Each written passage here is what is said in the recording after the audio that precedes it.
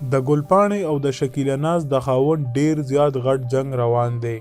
که غواړئ چې تاسو هم خبر شئ نو دا ویډیو سره تر اخره پورې وګورئ او زموږ چینل هم سبسکرایب کړئ. دوستانو په سوشل میډیا د سلیبریټیز په حواله سره ډیر زیات عجیبه خبرونه مخې ته راځي.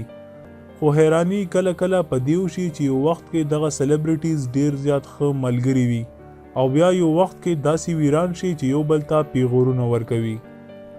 د شکیله ناز خاوند فاروق فراق چې ګلپاڼې سره په فیسبوک ډیر زیات تصویران راغلي دي، اوس وخت کې بیا په جنگ شوي دي.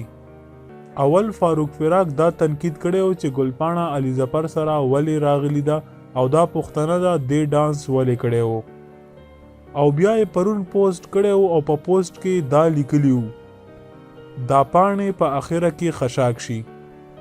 د هجرا پلار د بې تربیته لور سره به زه ولې په فرضي نومونو باندې باس کوم. ستا په شان ډېرې پاڼې ماڼې مې لیدلي دي چې په اخره کې بیا خشاک شي. زه دې په پتلون باندې نه دوکه کېږم، د اصلیت نه دې خبر یم. او د واده زلمي ته دې ووایه چې میسج کوي او که ځان ته نر وای نو په خپل نوم دې وکړي. ښځې او خاوند دواړو خپلې مشاهدې پټې کړي او په فرضي نومونو غشي ولي. دا نرتوب نه دی. امید دی چې پوه شوي به یې. دوستانو د دې جنګ شاته څه حقیقت دی ډېر ژر به موږ تاسو خبر کړو. نو دې دپاره که تاسو زموږ په چینل باندې نوي تر اوسه مو زموږ چینل نوي سبسکرایب کړی نو زموږ چینل سبسکرایب کړئ.